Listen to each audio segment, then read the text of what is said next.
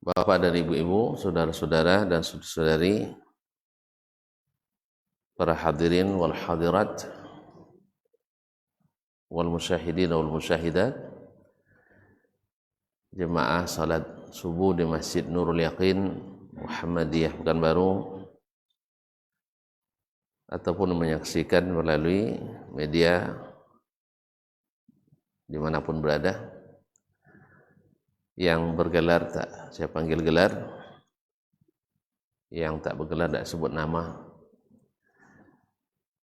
baik yang hadir ataupun yang menyaksikan, para ulama dengan ilmunya, nenek mama dengan adatnya, para tokoh masyarakat. Mudah-mudahan kehadiran kita hari ini di majelis di salah satu di rumah Allah ini adalah majelis yang diterima sebagai tanda syukur kita atas segala nikmat yang sentiasa kita terima. Tentu dengan harapan syukur ini semakin membuat kita besar harapan, karena Allah berjanji akan menambah lagi bagi yang mensyukuri, dan Allah tak pernah mungkir janji. Kaum muslimin, kaum muslimat yang dirahmati Allah, salawat dan salam bagi baginda Nabi alaihi salatu wassalam, yang kepadanya kita belajar, mudah-mudahan dimudahkan untuk memahami, selanjutnya dikuatkan untuk mengikuti, karena itulah yang membuat kita cepat mendapat syafaat Nabi di hari kiamat nanti. Karena syafaat itu didapat adalah dengan dua syarat: Allah izinkan kepada pemberi, dan Allah ridha kepada yang akan diberi. Man dzalladzi yashfa'u 'indahu illa biiznih. Oleh sebab itu, ridha Allah itu hanya dicapai dengan mengikut Nabi sallallahu alaihi wasallam. Mudah-mudahan Allah mudahkan kita untuk mendengar dan menaati. Selanjutnya, Bapak dan Ibu yang saya muliakan, pertemuan sebelum ini cukup hangat kemarin. Jadi hangatnya masih terasa. Jadi untuk menetralisir atau mungkin juga untuk menguatkan tafsir, saya ingin bacakan dari perkataan Syekh Muhammad Nasiruddin Al-Albani rahimahullah ta'ala dalam kitabnya ini, Sifatu Salati An-Nabi sallallahu alaihi wasallam. Mimbabil faidah, karena saya lihat ada beberapa hal yang mungkin di dalamnya terdapat hal-hal yang harus diingatkan kepada kita. Ketika beliau berbicara atau membahas masalah as-salatu tijahal qabri, dan membawakan hadis yang diriwayatkan oleh Imam Muslim dan juga diriwayatkan oleh Imam An-Nasa'i serta Ibnu Majah dan Imam Ahmad dan Al-Musnad. Wa kana yanha 'anis salati tijahal qabri. Beliau mengatakan Nabi sallallahu alaihi wasallam melarang salat mengarah ke kuburan. Fa yaqul, lalu Nabi bersabda, la tajlisu 'alal kubur. Jangan duduk di atas kuburan. Wala tusallu ilaiha. Dan jangan salat menghadap kepadanya. Nanti ada dua larangan di dalam ini yang sudah bahas kemarin tentang masalah salat menghadap kuburan. Dan alhamdulillah kita sudah sama-sama paham insyaallah taala dengan perincian. Pertama, sepakat ulama bahwasanya kalau tujuan sholatnya mengarah ke kuburan untuk mengagungkan orang yang di kuburan itu sepakat mengatakan itu syirik. Tidak ada khilafnya. Sholat kita menghadap kuburan untuk mentakzim orang yang di kuburan itu. Itu sepakat, tidak ada khilaf di antara ulama. Kemudian sepakat pula mereka melarang membuat kuburan di dalam masjid atau masjid di dalam pekuburan, pemakaman. Dia juga tidak mengetahui ada khilaf dalam masalah itu kecuali di kalangan mutaakhirin yang tidak mu'tabar. Ya, setelah mereka sepakat lalu kita buat khilaf baru, itu tidak mu'tabar. Yang ketiga, sepakat mereka pula bahwa kuburan yang ada di depan, bukan langsung di depan masjid, bahwasanya kuburan yang ada di depan tapi bukan langsung di dalam atau di depan masjid, itu tidak masuk dalam larangan ini. Karena Nabi ketika mengatakan itu paham bahwasanya tidak ada arah manapun sekarang di dunia ini kecuali di depannya ada kuburan. Bayangkan sudah sejak Nabi Adam alaihissalam sampai hari ini, kira-kira ada arah kemanapun yang tidak ada kuburan di depan? Hah? Hadap ke sana, ada kuburan, tapi entah di mana jauhnya kan. Hadap ke sini, pasti ada kuburan depan sana. Sini, pokoknya tidak ada lagi sudut derajat manapun kecuali ada di depannya ada kuburan. Dan ketika Nabi menyampaikan larangan ini, mustahil Nabi tidak paham. Awak aja yang setengah cerdas paham, masa Nabi yang super cerdas dah tidak paham. Maka sepakat ulama bahwa ini tidak termasuk dalam larangan ini. Yang keempat, ketika di hadapan ada kuburan lalu orang salat, tapi bukan tujuan untuk mentakzim orang di kuburan itu, apakah salatnya sah atau tidak? Jelas masalahnya, di depan ada kuburan, lalu salat seseorang menghadap kuburan itu dengan tidak berniat mengagungkan orang yang ada di kuburan itu. Dia hanya menyembah Allah SWT, tapi depannya ada kuburan. Dalam hal ini ada dua hal yang harus dipahami. Satu, antara kuburan dengan dia sholat ada pembatas berupa tembok atau jalan. Tembok atau jalan. Di sini jumhur, sebagian besar ulama mengatakan boleh salat. Sebagian mengatakan makruh. Salatnya sah, tetapi dia berdosa. Karena di depannya ada kuburan. Adapun bila ada pembatas, sebagian besar ulama mengatakan tidak mengapa orang salat di situ. Makanya banyak di antara masjid dulu di zaman dulu, guru-guru kami dulu mengatakan kalau itu tanah kita sendiri, boleh buat kuburan di situ. Nah, kan gitu kan? Misalnya pewakaf ini, sehingga banyak pewakaf yang berwasiat, kalau saya mati nanti, tolong dikuburkan di depan mihrab. Apa sebab? Sebab dia ingin nak dengar azan terus setelah mati. Waktu hidup marah-marah dia dengar azan. Setelah mati nak dengar azan. Ini yang kadang-kadang pengertian yang keliru. Tetapi tetap diamalkan oleh para pendahulu kita. Nah, di saat kita sudah diberi ilmu, kewajiban kita untuk meluruskannya. Kewajiban kita untuk meluruskannya.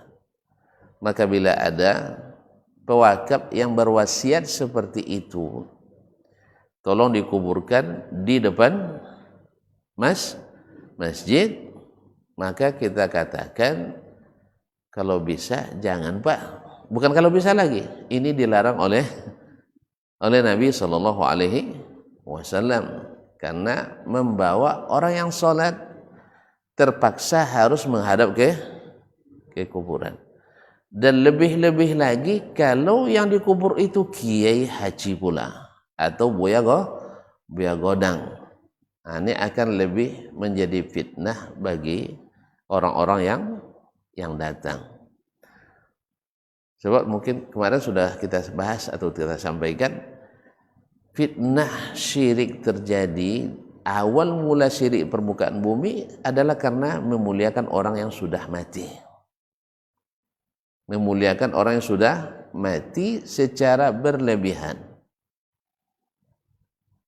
Lupa, awal syirik pertama kali terjadi di permukaan bumi ini antara Nabi Adam dengan Nabi Nuh seperti disebutkan oleh Imam At-Tabari dalam Jami'ul Bayan fi tafsir ta'wili ayatul Quran dari Abdullah bin Abbas. Abdullah bin Abbas mengatakan antara Nabi Adam dengan Nabi Nuh alaihissalam itu berlanjut lebih kurang 2000 tahun. Tidak ada syirik. Dalam jarak yang jauh itu lalu datang syaitan. Karena kalau sudah 2000 tahun Pak, jauh dari Nabi Adam, orang sudah banyak melupakan itu. Lihat orang-orang Makkah menyekutukan Allah Subhanahu wa ta'ala karena jarak antara Nabi Ismail dengan Nabi Muhammad sallallahu alaihi wasallam sekitar 1200 tahun sudah membuat mereka melupakan tauhid itu. Dan selalu bermula daripada apa? Mengkultuskan orang-orang saleh. Makanya nama-nama patung-patung berhala yang disembah oleh orang Quraisy pada asalnya adalah orang-orang saleh yang dianggap orang dekat Allah Subhanahu wa ta'ala. Awalnya mereka bertawassul dengan mereka. Setelah itu langsung berdoa kepada mereka dengan keyakinan, tetap dengan keyakinan yang mengabulkan Allah Subhanahu wa ta'ala.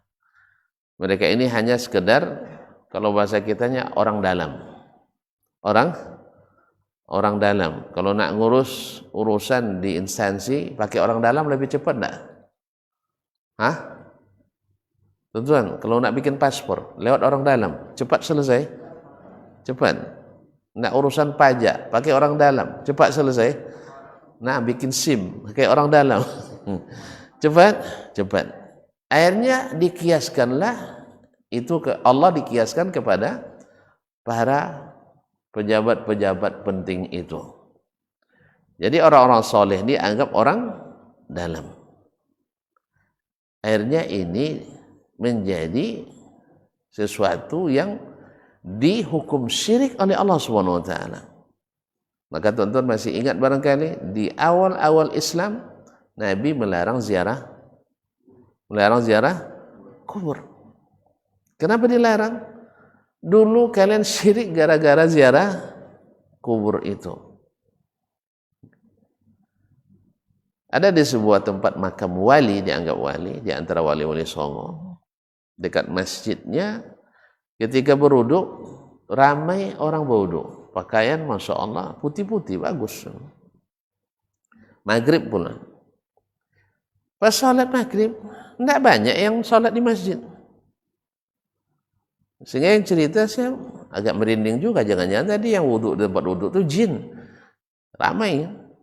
Tapi pas sholat dalam masjid tidak ramai. Baru terbuka rahasia selesai sholat, orang lebih banyak di kuburan daripada dalam masjid. Jadi kita berbaik sangka aja, mungkin mereka musafir. Kan banyak yang namanya wisata religius. Mungkin datang dari daerah lain, nanti sholat di jamaah takhir saja. Memang juga jamaah takhir lebih afdal daripada jamaah takdim.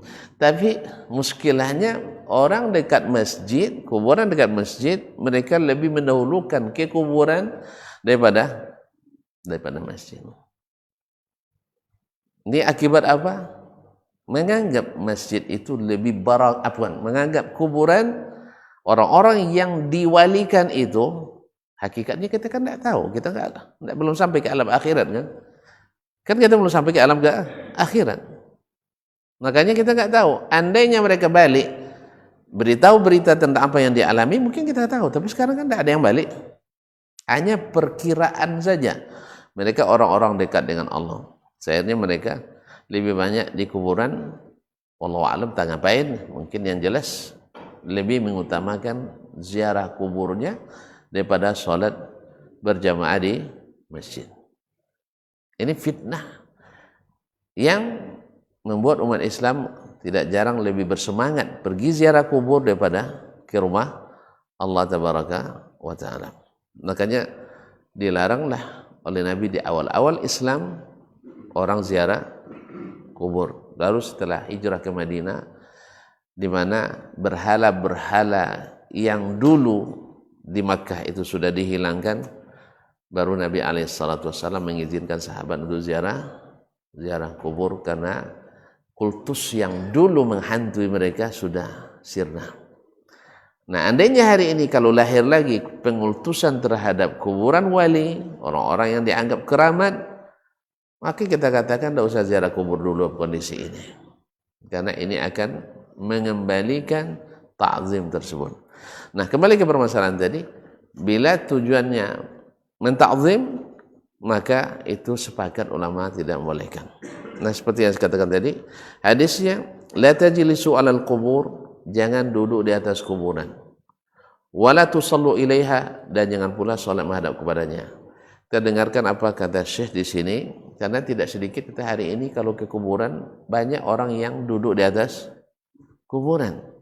Nah, banyak orang duduk di atas kuburan, apalagi kalau kuburannya di keramik pula, pas pula untuk duduk di situ.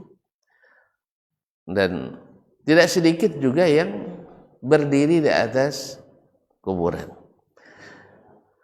Kaum muslimin dan muslimat dirahmati Allah. Qala Syekh, fihi dalalatun ala tahrimil qu'udi ala al-qubur.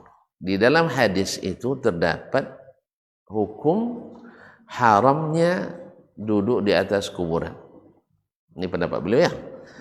Menafsirkan atau memahami dari hadis itu bahwa duduk di atas kuburan itu diharamkan. Kenapa beliau mulai di situ? Karena ada nanti yang mengatakan tidak sampai haram, tapi hanya sampai makruh. Kan kita selalu begitu ulama. Ya, ada yang mengatakan haram dan ada yang mengatakan makruh, masing-masing sesuai dengan kemampuan analisanya. Nah, kenapa Syekh mengatakan alasan tahrimul qu'ud? Ini kan larangan Nabi. Kalau kita sebagai umat yang taat, sebenarnya kan sudah sering kita ulang, bila perintah kita, orang yang taat, bila perintah dilaksanakan, siap, laksanakan, kayak gitu, Pak. Begitu kan? Coba lihat, kalau lihat tentara, polisi berbaris, komandannya bilang, apa misalnya perintah? Siap tidak siap, dia bilang, siap, laksanakan. Siap dipecat, siap, laksanakan. Begitu, pokoknya siap. Demikian orang taat. Makanya kaum muslimin dan muslimat dirahmati Allah, kita kepada Allah harus lebih daripada itu. Siap, laksanakan. Demikianlah para malaikat terpuji. La ya'sunallaha ma amarahum wa yaf'aluna ma yu'marun. Ini hukum asalnya. Nah, setelah itu, setelah diupayakan ternyata tidak sanggup, ini kan ada hukum lain lagi kan? Misalnya tadi aparat tadi, siap komandan, laksanakan. Dia maju, laksanakan. Ternyata ada hambatan, langsung dipecat. Enggak kan? Dipecat? Enggak. Pasti ditanya, kenapa tidak siap? Ini. Kalau alasannya diterima, tidak ada sanksi. Tapi kalau alasannya tidak terima, ada sanksi. Allah Subhanahu wa taala memerintah, lalu kita laksanakan, tak sanggup. Allah katakan, fattaqullaha mastata'tum. Bertakwa kepada Allah sesuai kesanggupan. Nah, demikian juga larangan siap dihindari. Siap dihindari, ini hukum dasarnya orang taat. Nah, cuman kan dalam aplikasi di lapangan pelaksanaan ada yang melanggar. Ada yang melanggar. Nah, gimana caranya? Maka sebagian ulama mengistimbat. Anda melanggar, ketika melanggar tidak dihukum oleh Nabi misalnya, atau tidak dihukum vonis dosa besar atau dosa oleh Allah Subhanahu wa taala, walaupun dilarang, maka ulama katakan berarti kalau tidak ada sanksinya atau tidak ada ancamannya berarti tidak haram, gitu ya, tidak haram. Nah, atau tidak ada sesuatu yang berakibat buruk, misalnya tentang larangan makan dan minum pakai tangan kiri, haram atau makruh? Makruh. Biasa tangan kiri nampaknya. Ulama mengatakan hukumnya haram. Apa sebab? Sebab Nabi menyerupakannya dengan syaitan. Ikut syaitan haram atau halal? Haram. Makanya ulama dari sini mengatakan kalau kita disamakan dengan syaitan dan syaitan itu rajim, terkutuk, maka mengikuti amalan syaitan dibolehkan atau dilarang hukum asalnya? Dilarang. Maka ulama jumhur, sebagian besar ulama katakan haram. Mengatakan haram. Ditambah lagi di majelis Nabi, Nabi alaihissalam menyuruh seorang laki-laki dia makan tangan kiri. Lalu kata Nabi, ya rajul, kul biyaminik, makan pakai tangan kanan. Apa jawabannya? Jawabannya bukan jawaban jawaban karena merasa tidak senang hati diingatkan oleh Nabi SAW. Kan ada orang menjawab memang tidak bisa, tapi ini dia bisa tapi mendongkol karena diingatkan oleh Nabi SAW. Dia bilang la astati', saya tidak sanggup, karena Allah tahu hatinya tidak menerima Nabi melarang, berarti ini orang tidak taat, maka Allah hukum. Apa hukumannya? Kata Nabi SAW, la tastati', kalau gitu kamu tidak akan sanggup lagi makan tangan kanan. Sejak itu lumpuh tangan kanan, lumpuh tangan kanannya, tidak bisa lagi dia mengangkat tangan. Apa sebab? Karena dia membangkang. Nah, kalau demikian kata para ulama, ketika membangkang ini Allah Allah hukum dia, berarti makan tangan kiri hukumnya masih halal juga? Haram menurut sebagian besar ulama. Jelas sudah? Nah, baik, demikian juga dalam masalah ini. Apa kata Syekh rahimahullah ta'ala? Li'annahu al-aslu fin nahi. Kenapa saya katakan haram duduk di atas kuburan? Karena hukum asal larangan itu adalah haram. Wa huwa mazhabul jumhur. Dan ini mazhabnya jumhur. Jumhur adalah sebagian besar ulama. Fima hakahu San'ani fi Subulis Salam, seperti yang dihikayatkan oleh Imam As-San'ani dalam kitabnya Subulus Salam Syarah Bulughul Maram, juz 2 157. Wasyaukani fil Nail, dan Imam Asy-Syaukani dalam Nailul Awtar Syarh Muntaqal Akhbar, juz 4 halaman 75. Was-sawabu, yang benar, anna mazhabahum al-karahah. Yang benar mazhab jumhur itu, kata Imam Al-Albani rahimahullah, yang benar mazhab jumhur itu adalah al-karahah, makruh. Ini menurut kama naqalahu An-Nawawi fil Majmu', seperti yang dinukil oleh Imam An-Nawawi rahimahullah dalam Al-Majmu' juz 5 312 anhum, dari jumhur ulama. Wabnul Jauzi fi Mazaqul Hafiz fil Fatih, dan dinukil pula oleh Imam Ibnul Jauzi seperti disebutkan oleh Imam Ibnu Hajar dalam Fathul Bari, juz 3 174. Ini Syekh Albani, sebagian mengatakan Syekh Albani tidak ahli fikih kan? Dia bisa mendiskusikan bahwa Imam San'ani dan Imam Asy-Syaukani menyebut mazhab jumhur haram. Kata Syekh Albani tidak, mazhab jumhur makruh.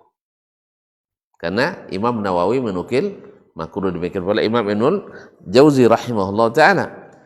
Wal haqqu. Nah, sekarang beliau menunjukkan pendapat beliau, kembali ke pendapatnya pertama. Wal haqqu innahu haram. Nah, yang benar bahwa duduk di atas kuburan hukumnya haram. Ini beliau mentarjih. Tentu alasannya ada. Lima zakarna, alasannya karena seperti yang kita sebutkan, anna aslan nahyi at-tahrim. Hukum asalnya larangan itu adalah diharamkan. Hukum asalnya bila dilarang oleh Allah adalah haramkan. Atau dilarang oleh Rasulullah SAW. Maka hukum asalnya maknanya larangan itu adalah diharamkan. Baik. Walam yarid syai'un yukhrijuhu minhu ilal karaha. Dan tidak ada dalil yang memalingkan dari hukum haram ke hukum makruh. Apa misalnya kalau ada Nabi sendiri duduk di atas kuburan, ya kan? Kalau ada seperti itu berarti larangannya tidak haram. Apa sebab? Nabi duduk, tapi yang seperti itu tidak ada. Atau dilihat oleh Nabi, sahabat duduk di atas kuburan, tidak dilarangnya. Berarti larangan pertama hukumnya tidak sampai haram, karena Nabi tidak boleh mendiamkan sesuatu yang diharamkan dilakukan oleh sahabat. Haram bagi Nabi mendiamkan sesuatu yang haram dilakukan oleh sahabat. Ketika dia diamkan, berarti hukumnya tidak haram. Tetapi ketika tidak ada dalil yang memalingkan dari larangan tadi, tidak pernah terlihat Nabi duduk di atas kuburan. Tidak pernah pula di zaman Nabi sahabat duduk di atas kuburan lalu dibiarkan oleh Nabi SAW. Nah, kalau demikian tetap pada hukum asal, yaitu haram hukumnya duduk di atas kuburan. Nah, bal jaa ma yu'akkiduhu. Justru yang ada dalil yang menguatkan haramnya. Yang ada justru dalil yang menguatkan hukum haramnya. Apa itu? Wa huwa ma rawahu Abu Hurairah radhiyallahu anhu annahu qala. Seperti yang diriwayatkan oleh Abu Hurairah radhiyallahu anhu, dia berkata. Siapa yang berkata? Nabi alaihi salatu wasalam. Atau Abu Hurairah mengatakan, la yajlisa ahadukum ala jamratin fatahriqu thiyabahu fatakhlusu ila jildihi khairun lahu min ayyajlisa ala qabr. Andainya seseorang duduk di atas bara api lalu terbakar baju atau kainnya sampai ke kulitnya, itu lebih baik baginya daripada duduk di atas kuburan. Ini menguatkan haram atau makruh? Haram. Nah, bahwa duduk di atas api lalu terbakar baju sampai ke kulit kita melepuh, itu lebih baik daripada duduk di atas kuburan.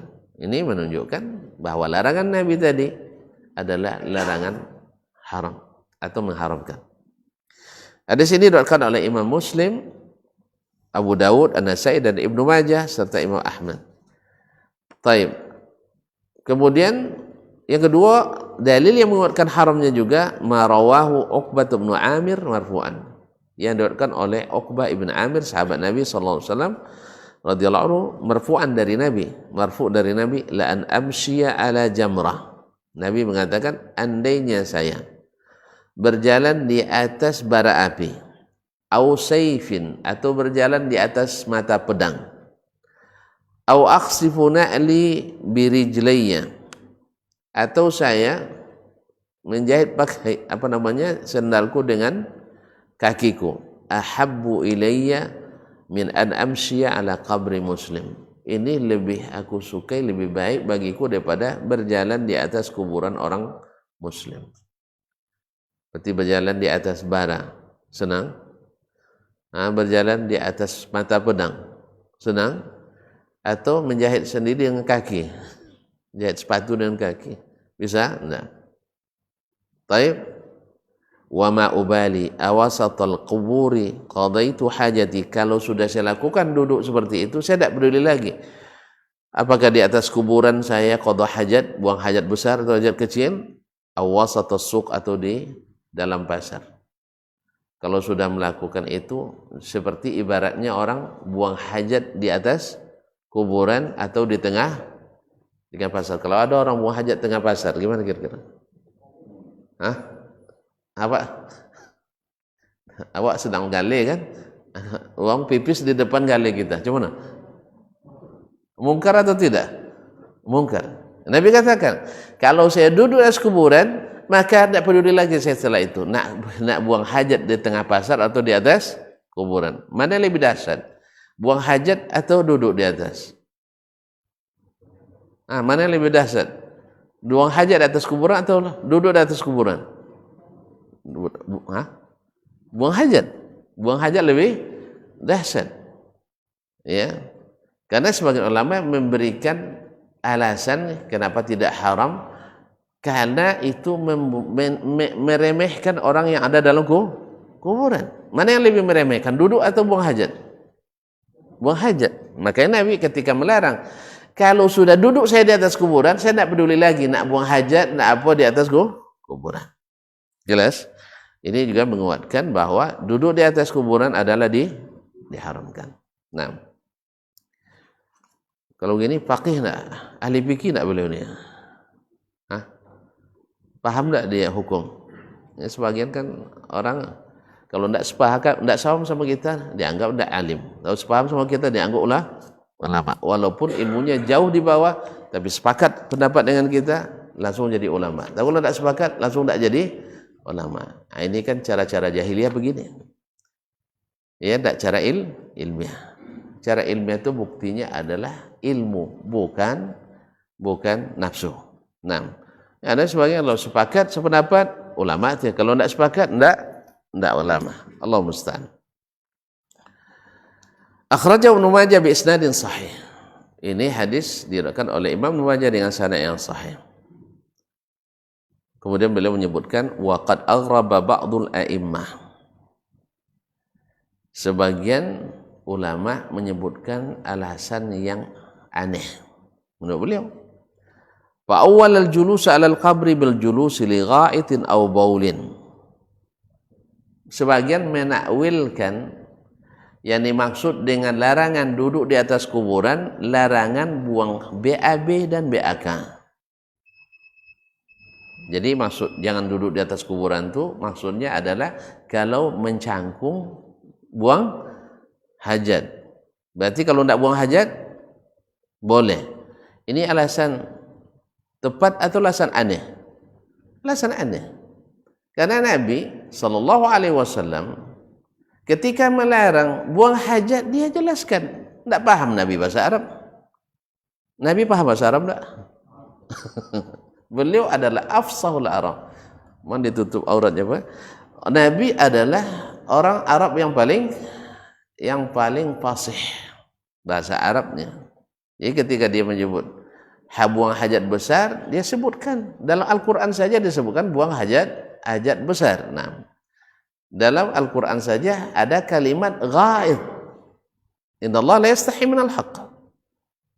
Jadi ketika Nabi melarang duduk, ya duduk, bukan maknanya duduk buang hajat. Makanya ini alasan aneh. Nah, au bauli atau buang hajat kecil, wa huwa ta'wilun dhaif. Ini adalah ta'wil yang lemah, tak didukung oleh dalil. Tidak didukung oleh dalil. Au batil atau ta'wil yang batil kama qala An-Nawawi, seperti yang disebutkan oleh Imam An-Nawawi rahimahullah taala. Wa qad bayyana butlana dzalika Ibnu Hazm fil Muhalla. Imam Ibnu Hazm Al-Andalusi dalam kitabnya Al-Muhalla telah menyebutkan alasan ini alasan yang mengada-ngada. Min wujuh, dari beberapa aspek. Faraji'aha fihi, silakan dirujuk dalam kitabnya Al-Muhalla juz 5 126. Wa qala Asy-Syafi'i fil Berkata Imam kita Asy-Syafi'i dalam kitabnya Al-Um, wa akrahu wat al-qabri wal julusa wal ittika'a alaihi illa alla yajida ar-rajulu sabila ila qabri mayyitihi illa bi ayyata fadzalika darurah fa arju hina idzin ayyasau insyaallah. Imam Syafi'i katakan, saya membenci, tidak suka orang yang wat al-qabr, yaitu menginjak kuburan, wal julus, dan duduk, wal ittika'a ilaihi, dan bersandar ke kuburan. Illa alla yajida ar-rajulu, kecuali seseorang tak mendapatkan as-sabil, jalan ila qabri mayyitihi, ke kuburan mayatnya, illa ayyata, kecuali harus menginjak kuburan. Misalnya kuburannya di sebelah sana tidak ada jalan, makanya disarankan mencontoh kuburan yang ada di Madinah seperti Baqi'. Jadi kuburan itu sudah di coupling ya Pak ya, ada coupling-couplingnya. Jadi coupling A, B dan seterusnya, di situ ada jalan. Kemudian buatlah kuburan rapi dan berjajar. Rapi sehingga di sela-sela itu ada orang bisa lewat. Dan ini tak mungkin kecuali meninggalkan kebiasaan buruk kita mengkeramik kuburan. Karena kalau sudah dikeramik, nanti kuburan cepat penuh. Ujung-ujungnya nanti ada pajak kuburan. Dah mati pun masih bayar pajak, menyulitkan orang yang sudah meninggal. Oleh sebab itu tinggallah kebiasaan ini, karena juga dilarang oleh Rasulullah Sallallahu Alaihi Wasallam. Larangannya keras dalam masalah ini. Cuman kembali lagi takwil sebagian ulama, kalau larangan itu berlaku bila kuburan itu di tanah milik wakaf umum. Adapun tanah milik keluarga lagi-lagi dibolehkan oleh sebagian, dan ini juga takwil batil, takwil yang batil. Karena apa? Nabi tidak membedakan antara kuburan yang ada di wakaf umum ataupun yang ada di tanah pribadi. Sebab kuburan seperti ini sudah ada sejak zaman Nabi Sallallahu Alaihi Wasallam, dan Nabi tidak membeda-bedakannya. Justru Nabi menyuruh, ada kuburan yang ditinggikan, ratakan. Ada kuburan yang dibangun, diruntuhkan. Jadi kalau ada yang mencak-mencak kuburan para sahabat diruntuh-runtuhkan, berarti ini syekh tidak paham apa yang disampaikan oleh Nabi alaihissalatu wassalam. Dan efek buruknya teman-teman sudah lihat sendiri. Kuburan kalau sudah dibangun megah, pasti jadi destinasi wisata. Makanya kalau pemerintah memang suka ini, sebab menjadi sumber PAD, pendapatan asli dayan. Pendapatan asli dayan. Makanya ada beberapa kuburan di Mesir itu, di Kairo itu satu kuburan menghasilkan per tahunnya tidak kurang dari 50 juta pound Mesir. Nah, kalikanlah sendiri itu. 50 juta. Andainya satu pound itu hanya 3.000, saya tidak tahu berapa nilainya. Anggap aja lah 1.000 ya. 1.000 berarti kita 50 juta. 50 miliar per tahun. Ada bupati atau wali kota yang nak menyanyiakan 50 miliar per tahun? Nah, akhirnya nanti disuruhlah atau dimintalah para ustaz-ustaz untuk mencarikan dalih untuk membolehkan itu. Ya, dicarikan dalihnya. Sebagian ustaz kan ada juga yang suka dan siap untuk itu, sehingga dicarikan alasan-alasan ini dan itu. Padahal larangan Nabi jelas, jangan membangun kuburan. Nah, kaum muslimin dan muslimat ini rahmati Allah SWT. Jadi kata beliau, illa alaihi, kecuali tidak ada jalan menuju kuburan mayatnya. Fayata, maka saya harap fadzalika darurah, ini darurat. Fa arju hina idzin ayyasau insyaallah. Saya berharap ini tidak berdosa insya Allah kalau tidak ada jalan. Nah, karena darurat, ya darurat, rukhsah. Qultu, berkata Syekh Al-Albani rahimahullah, in kana al-qasdu min al-wusul ila qabr al-mayyit, kalau maksud dari sampai ke kuburan mayat itu li ajli ziyarati faqat, hanya sekedar ziarah kubur, hanya sekedar ziarah kubur, misalnya kuburan ayah saya sudut sana, nah kondisinya di sudut sana, di sana tidak ada akses masuk, yang ada dari sini. Kalau saya ke kuburan ayah mesti melangkahi kuburan-kuburan lain. Nah, apakah ini termasuk darurat? Hanya sekedar ziarah, bukan untuk menguburkan orang, tapi sekedar ziarah kubur. Falaisa dzalika bidurar. Ini tidak masuk darurat. Tidak masuk darurat. Kenapa? Naam, tidak masuk darurat, yustahallu biha ma taqaddama min al-wa'id syadid, sehingga dianggap darurat yang membolehkan melanggar larangan Nabi tadi. Lianna ziyarah, karena ziarah kubur tatahaqqaqu min ba'id. Karena ziarah kubur itu sudah sah walaupun dari jarak jauh. Misalnya, saya nak ziarah ke kuburan orang tua, tidak bisa masuk ke situ, ziarah di kuburan ini sudah sah ziarah. Kalau tujuannya hanya ziarah, tapi kalau tujuannya nak duduk-duduk di situ, nak nangis-nangis, itu urusan lain, ya. Tapi kalau tujuannya ziarah kubur, maka sudah sah walaupun dari jarak jauh tadi. Walaysa syartuhal wusul ila al-qabri nafsihi, dan tidak syarat sahnya ziarah kubur sampai ke kuburan itu langsung. Taib, walizalika qala Abu Hanifah rahimahullah, oleh sebab itu Imam Abu Hanifah rahimahullah, Syekh kan membahas seluruh mazhab. Nah, la yuta'ul qabru illa li darurah, tak boleh kuburan diinjak kecuali karena darurat. Wa yuzaru min ba'id, tapi kalau ziarah cukup dari jauh. Cukup dari jauh. Kalau berarti beliau menganggap tidak darurat. Wala yuq'adu, dan tidak boleh duduk di atasnya. Wa in fa'ala yukrah, kalau dia lakukan hukumnya makruh. Tapi ingat, makruh menurut Imam Abu Hanifah. Kita dengarkan tafsirnya. Wa zahiru qawlihi yukrah, zahir pendapat Imam Abu Hanifah dimakruhkan, annahu karahatu tahrim, karena dalam makruh dalam istilah mazhab Abu Hanifah adalah makruh tahrim, dibenci karena diharamkan. Li'annaha al-murad indal itlaq, karena itu yang dimaksud ketika diitlaqkan, dipakai secara mutlak. Wa huwal muwafiq lima sabaqa minal hadis, dan ini yang sesuai dari hadis-hadis yang sudah disebutkan tadi. Wallahu alam, wallahu ta'ala a'lam. Ini baru masalah yang pertama. Waktu sudah, itulah. Muslimin muslimat. 10 menit lagi. Taib. Kita lanjutkan sampai di mana bisa. Kemudian masuk ke masalah kubur tadi. Naam, wala tusallu ilaiha. Kita dengarkan ulasan beliau. Ai mustaqbilina ilaiha, artinya menghadap kepada kuburan. Lima fihi minat ta'zimil balik, karena terdapat padanya terlalu menta'zim.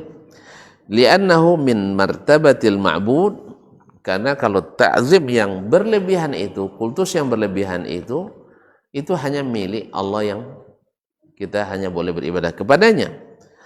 Fajama'a bainan nahyi 'anil istighfar bit ta'zim wa ta'zimil balik. Nah, dalam larangan itu terkumpul, tidak boleh pula kita tidak menta'zim, dan tidak boleh berlebihan menta'zim. Kadza fil Faidul Munawi, demikian disebutkan oleh Imam Al-Munawi dalam Faidul Qadir. Qala dan berkata fi mawdhi'in akhar, fa inna dzalika makruh, dan hukumnya salat seperti itu adalah dibenci, makruh. Fa in qasada insan at-tabarruka bis salati fi tilkal buq'ah, bila seseorang insan, seorang manusia, salat menghadap kuburan itu, qasada insanu tabarruka bis salah, yaitu mencari barakah dengan salat, fi tilkal buq'ah, di tempat itu. Dia salat menghadap kuburan, tujuannya supaya supaya dapat berkah, tabarruk. Ini kan masalah juga sering diperselisihkan sedikit oleh kita di zaman ini. Boleh minta barakah tidak ke kuburan, ngalep berkah ke kuburan. Nah, dengarkan ini salah satu dari imam yang bermazhab Syafi'i, yaitu Imam Al-Munawi, Abdul Rauf Al-Munawi, wafat 1135. Faqadib, nah, siapa yang maksud solatnya di tempat itu, di kuburan itu, untuk minta berkah, ngalep berkah, faqad ibtada'a fid din ma lam ya'zam bihillah. Orang ini sudah melakukan bid'ah dalam agama yang tidak diizinkan Allah. Taib, wal muradu karahatut tanzih. Dan yang dimaksud di sini adalah karaha untuk menyucikan ibadah kita daripada kotoran-kotoran yang mengandung kepada atau mengarahkan kepada kesyirikan. Karena awal mulanya syirik itu adalah dari menta'zim, yang memuliakan atau mengkultuskan. Walaupun dia tidak tujuannya menyembah orang kuburan, tapi menganggap di situ barakah. Berarti kan tidak ada dalil yang menunjukkan bahwa ibadah solat di kuburan lebih berkah dari solat di masjid. Tidak ada. Justru yang ada larangan solat di kuburan. Dia tidak ada. Lalu dia cari solat di situ untuk nambah barakah. Berarti sudah mengada-ngada. Selain tidak ada dalil itu, juga menentang dalil yang melarang. Menentang dalil yang melarang. Kaza qala ashab, berkata Imam An-Nawawi rahimahullah. Imam An-Nawawi, tuan-tuan dan puan yang saya muliakan, Imam An-Nawawi ini disebut dengan Syekhul Muhaqqiqin dalam mazhab Asy-Syafi'i. Dalam mazhab Syafi'i itu ada dua orang syekh, ya, sekian puluhan ribu, ratusan ribu ulama bermazhab Syafi'i yang besar-besar. Yang paling terkenal di antara mereka itu ada dua di kalangan mutaakhirin. Satu Imam Ar-Rafi'i, penulis kitab Asy-Syarhul Kabir atau Fathul Aziz, dan yang kedua adalah Al-Imam An-Nawawi, penulis kitab Al-Majmu' dan banyak lagi tulisan lainnya. Mereka berdua itu bila sepakat pendapatnya dalam mazhab, maka itu yang mu'tamad dalam mazhab Syafi'i. Dan bila keduanya berbeda dalam mentakrir mazhab Syafi'i, biasanya ulama lebih cenderung pada pendapat Imam An-Nawawi.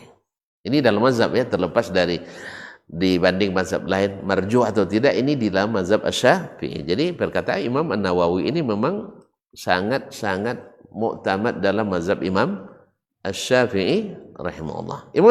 Imam Nawawi berkata, "Kadza qala ashabuna."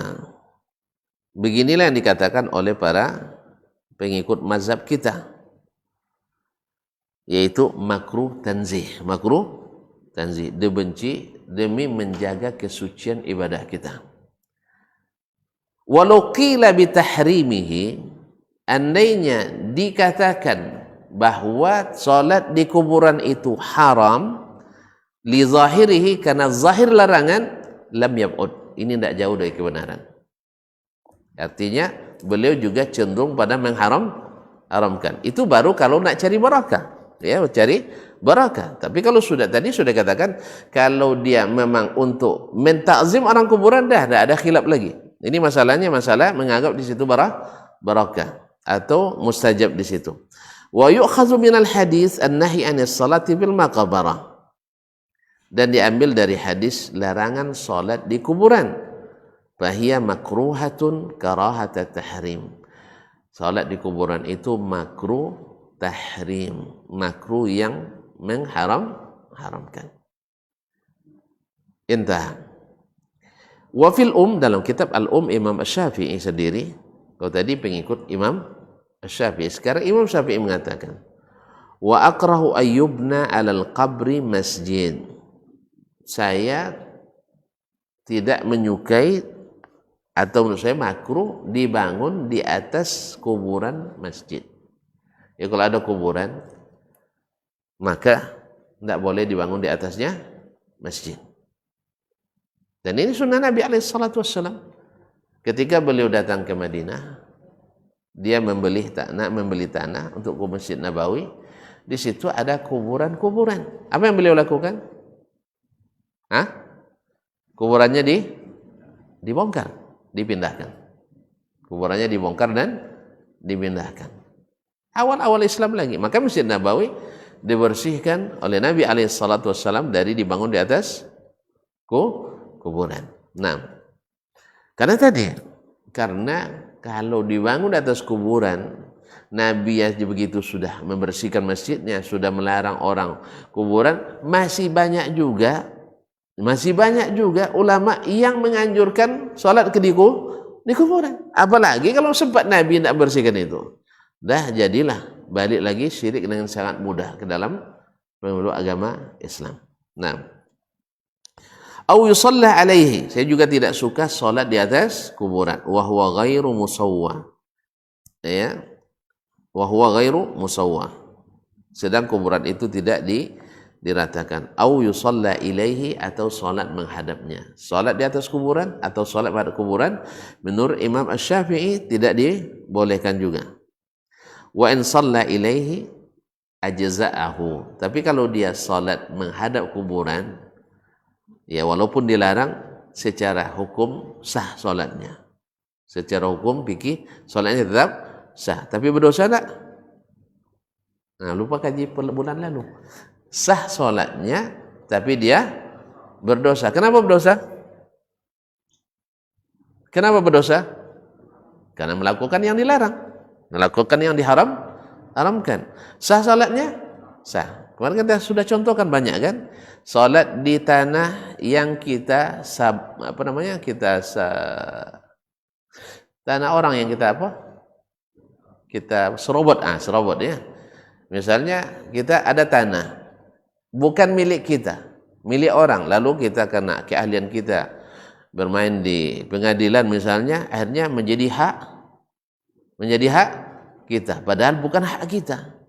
Nah, tentu di atasnya kita bangun rumah. Berarti walaupun secara legalitas kertas sertifikat hak milik kita, sah, tapi kenyataannya milik orang lain misalnya, dan kita tahu itu. Nah, di rumah itu kita sholat enggak? Sholat. Sah enggak sholatnya? Sah. Tetapi setiap sholat berdosa. Nah itu. Karena sholat di atas tanah yang dirampas dilarang oleh Nabi SAW.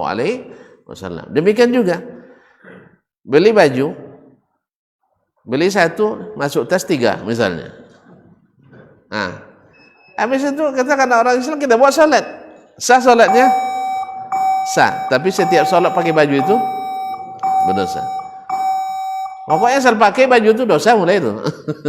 Walaupun untuk sholat. Karena dilarang sholat. Demikian juga sekarang orang sholat ke kuburan. Menurut Imam Syafi'i, sholat menghadap kuburan. Tapi catat baik-baik. Niatnya bukan untuk menyembah orang kubur itu atau mentakzim orang kubur tuh. Kalau sudah niatnya mentakzim orang kubur, tidak ada khilaf lagi. Masalahnya dia sholat tetap mentakzim Allah, cuma di depannya ada kuburan. Dilarang iya, haram iya. Tetapi dia sholat juga, sah sholat. Tapi dia berdosa. Mau tuan-tuan sholat tetap berdosa? Nah itulah. Setiap sholat kita berdosa. Jadi kalau ada di antara tuan-tuan yang berwasiat nak kuburan depan masjid ini nanti, cabut sekarang. Cabut sekarang. Andainya tetap meninggal dalam kondisi berwasiat belum dicabut, maka pengurus wajib untuk tidak melaksanakan wasiat ini. Kenapa? Karena bertentangan wasiat makhluk dengan wasiat Al-Khaliq. Wasiat Allah dengan wasiat manusia, mana yang lebih tinggi? Wasiat Allah SWT. Maka wajib tidak dilaksanakan. Contoh, nah kalau ayah meninggal nanti, 1/3 harta ayah buat karaoke ya. Wajib tidak dilaksanakan? Wajib tidak? Tidak. Pindahkan untuk perbaikan Masjid Nurul Yakin.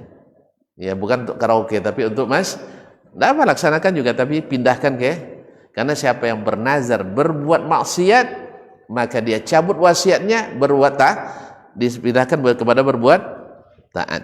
Tidak apa-apa. Nah, jadi kaum muslimin muslimat dirahmati Allah SWT. Tapi kalau dia laksanakan, ini wasiat bertentangan dengan wasiat Allah yang lebih besar. Tapi kaum muslimin muslimat dirahmati Allah SWT. Wa in shalla ilaihi ajaza wa qad asa. Kalau dia salat, sah salatnya wa qad asa, tapi dia sudah melakukan keburukan. Wa akhbarana Malik anna Rasulullah SAW qala, telah menceritakan kepada kami Malik, guru Imam Syafi'i adalah Imam Malik, dua-duanya imam mazhab. Anna Rasulullah SAW, bahwa Rasulullah SAW bersabda, qatalallahu al-yahuda wa nasara, Allah memerangi Yahudi dan Nasrani. Kalau merangi ini kutukan ini. Ittakhadhu qubura anbiya'i masajid, sebab mereka menjadikan kuburan para nabinya tempat-tempat ibadah. Jadi kalau menjadikan kuburan tempat ibadah terlaknat, maka kita harus menghindarinya. Insyaallah kita sambung pada pertemuan selanjutnya. Nah, ada pertanyaan Pak? Nah. Assalamualaikum warahmatullahi wabarakatuh. Waalaikumsalam warahmatullahi wabarakatuh. Pertanyaan tentang duduk di kuburan tadi, Ustaz. Subhanallah. Pada umumnya kita ini termasuk saya sendiri, kalau mengantar jenazah karena kita berdiri duduk sembarangan, terutama duduk di atas kuburan. Apakah ada batasan-batasan duduk di kuburan ini, Ustaz? Ada di makam itu yang membuat tempat duduk tersendiri terpisah daripada keramik kuburan. Nah, kita sering duduk di situ. Iya. Ini termasuk hukum larang juga bagaimana Ustaz? Kalau tidak di atas kuburan tidak dilarang soalnya. Kan sebagian pemakaman tuh ada semacam apa namanya, rumah ya, untuk pondok ya, untuk nyimpan alat-alat dan sebagainya. Di situ boleh duduk. Atau kan tadi saya katakan di jalan, kalau misalnya masih kuburan itu di kapling, ya kan ada jalan itu, ada kan? Di jalan itu kita berdiri, melangkah, duduk, istirahat, tidak ada masalah. Ini yang saya maksud tadi, ini keramik kuburan Ustaz. Dapat jaraknya di kurang 30-40 cm. Iya, saya paham. Dia berkunjung sendiri situ. Apakah permanen? Permanen Ustaz. Untuk apa? Ini buang-buang apa ini? Ini yang seperti ini buang-buang mubazir ini. Mubazir. Masa untuk ziarah sekali setahun bikin kursi permanen di situ. Ini juga salah satu dari yang dilarang. Cuman apakah ketika sudah ada duduk saya di atasnya boleh atau tidak? Boleh aja. Pak Haji? Ini dilarang. Ya, membuat bangunan-bangunan di atas kuburan, apalagi tujuannya untuk sesuatu yang tidak disyariatkan. Ini biasakan dibuat untuk ngaji di atas kuburan. Ini masalah ngaji di atas kuburan boleh atau tidak kan masalah khilaf panjang juga di antara kita kaum muslimin. Tapi yang jelas kebiasaan ini datang di belakangan atau di awal Islam dulu? Di belakangan. Bukan amal yang diisytiharkan oleh Nabi dan para sahabat. Cuman ada fatwa sebagian karena ada subuhan ketika si Abdullah bin Amr atau Amr bin Al-As meninggal. Nanti kalau sekalian saya meninggal bacakan di kuburan saya akhir-akhir surat Al-Baqarah. Nah, pertama ini ijtihad dari beliau dan tidak diikuti oleh sahabat yang lain. Sebagaimana pendapat seseorang, tidak ada dalilnya, tidak mesti diikuti. Tidak mesti diikuti. Kecuali ijma' sahabat melakukan itu, itu kita sami'na wa ta'na. Tapi kalau pendapat pribadi, tidak ada kewajiban mengikuti. Wallahu ta'ala alam. Jadi Pak Haji, jadi duduk di atas kuburan itu, duduk di atas kursi yang disiapkan itu, ya karena sudah ada capek pakailah sama tadi dengan keadaan darurat. Kan? Tidak ada jalan melangkah kecuali di atas kuburan, ya kita pasang menginjaknya. Karena kesalahan teknis kita tidak menyiapkan jalan di atas atau di pekuburan kita. Karena kadang-kadang terpikir, jangankan untuk orang mati, untuk orang hidup aja sering gang-gang sempit kita, sah? Nih, berapa banyak gang sempit di Pekanbaru, kadang hanya untuk motor. Karena dulu ketika bangun perumahan itu yang punya paling kaya punya motor. Tidak terpikir waktu itu akan punya mobil. Akhirnya awak terlanjur punya tanah kapling di situ. Tidak pula sempat bisa beli di tempat yang lain. Bikin rumah di situ, mobil tak bisa dibawa masuk. Kalau sudah terbangun pagarnya, sudah terbangun rumahnya, jangankan 1 meter, 1 jengkal aja bikin ribut. Iya tak? Makanya ketika ada orang jual tanah kapling, kita tanya, jalannya berapa meter? Ya, saya di satu tempat ikut pula beli tanah kapling orang kan. Nah, saya tengok jalannya berapa meter? 3 meter Ustaz. Saya bilang, dari awal ini kita usulkan masing-masing kiri kanan sedekahkan 1 meter 1 meter. Kalau setuju saya ambil yang di situ, kalau tidak saya tidak ambil. Besok kelahi kita main klakson terus, ya kan? Karena ya, tapi kalau sudah 5 kan juga lumayan kan? Kalau bisa 7 saya bilang, saya siap berikan 2 meter, tidak ada masalah. Ini sebelum bangun, kalau sudah bangun lain cerita lagi. Kalau sudah bangun nanti halaman tinggal 5 meter, kasih 2 untuk jalan. Tidak mungkin sebelum dibangun. Jadi kaum muslimin dan muslimat, kita juga di kuburan kadang-kadang karena sudah terformat dari awal dulu tak ada jalan, kayak gitu ya. Rata-rata kuburan apalagi kampung-kampung tidak terpikir oleh orang-orang tua kita itu. Pertama tak terpikir karena memang masalah hukum itu kadang tidak begitu tegas diterapkan sehingga terpikir untuk itu. Wallahu musta'an. Jadi sudah terjawab aja. Ya, kalau ada kursi pakailah, tidak apa. Yang penting jangan di atas kuburan. Biasanya kan itu dibuat bukan di atas kuburan, di antara biasanya di antara 2 kuburan, dan itu tidak termasuk yang dilarang. Wallahu taala a'lam.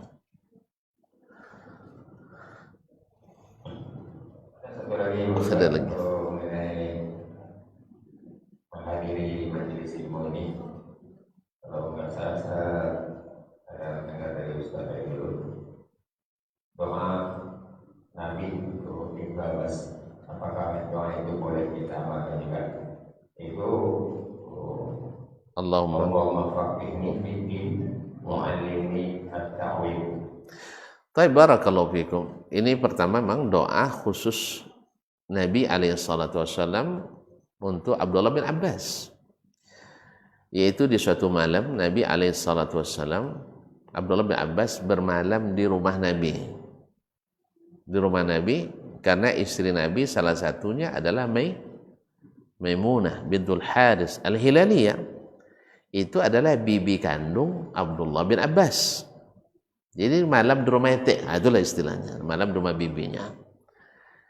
Jadi Nabi tidur, Abdullah bin Abbas melintang di atas kepala Nabi dan bibinya. Tadi masih kecil, kanak-kanak, bukan sudah remaja. Karena Ibnu Abbas itu Nabi hijrah ke Madinah umurnya baru 3 tahun. Nabi wafat umurnya baru 13 tahun. Berarti belum balik kan? Belum balik. Jadi jangan salah paham pula nanti, boleh rupanya sekamar sama bibi kita. Enggak boleh. Tidur sekamar enggak boleh. Ini masih kanak-kanak. Nah, di waktu malam Nabi bangun, pergi ke buang hajat.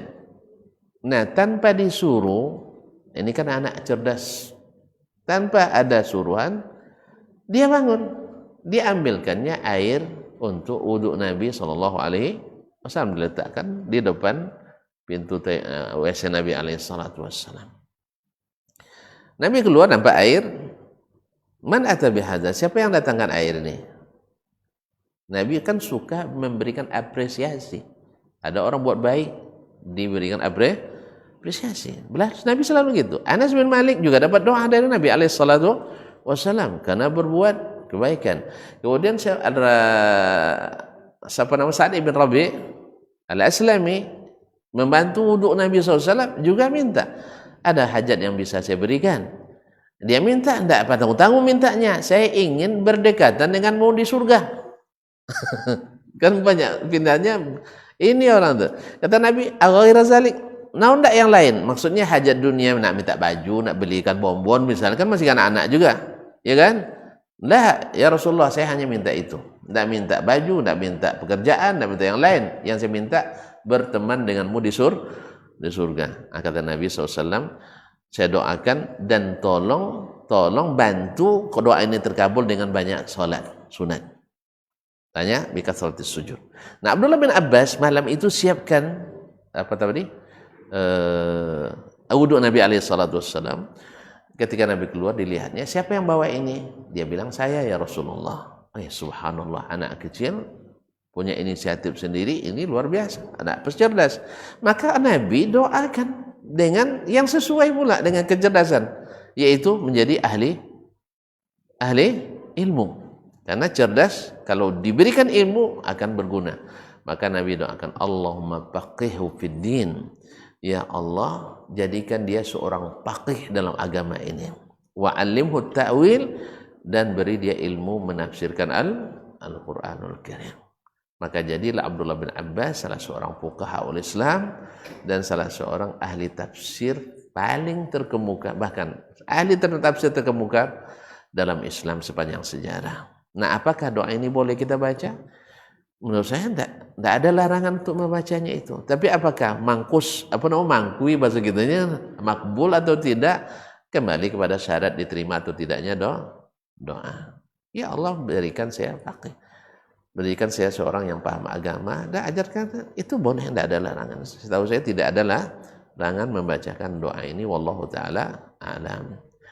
Wallahu ta'ala, sebagaimana Nabi Ibrahim berdoa, Rabbana hablana min azwajina wa dzurriyyatina qurrata a'yun, kita baca doa itu.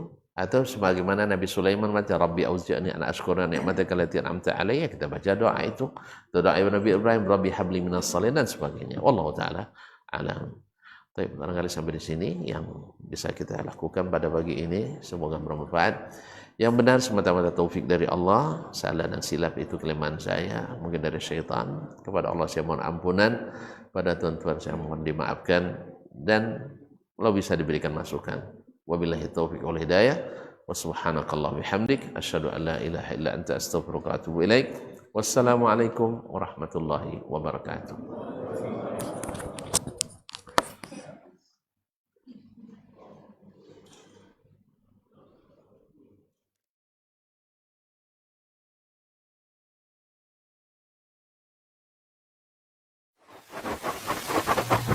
Barometer amal kita saleh tak salehnya di salat kita. Bila salat kita ikhlas dan sesuai dengan sunnah Nabi SAW, maka insya Allah amalan yang lain mengikuti. Ini aktivitas ini membantu saya di akhirat atau akan menyulitkan saya di akhirat? Kalau seandainya perbuatan itu ternyata akan menyulitkan kita di akhirat kelak, tinggalkan perbuatan itu. Anta ni'mal jund. Kamu adalah sebaik-baik prajurit. Coba lihat. Kamu adalah sebaik-baik prajurit. Maka tujuannya adalah menghancurkan kehidupan rumah tangga.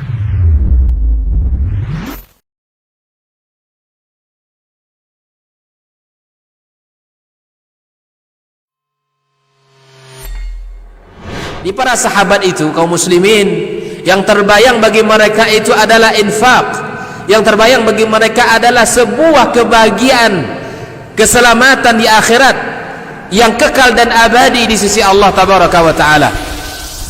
Semua kita boleh klaim sekarang. Kamu cinta Nabi? Cinta Ustaz. Cinta Nabi? Cinta Ustaz. Termasuk saya. Cinta Nabi? Cinta. Kapan tahunya? Besok di akhirat. Maka apa kata Nabi SAW? Amalur rajuli biyadih. Penghasilan yang terbaik adalah pekerjaan yang dilakukan oleh seseorang dengan tangannya sendiri. Wa kullu bai'in mabrur, dan setiap jual beli yang mabrur.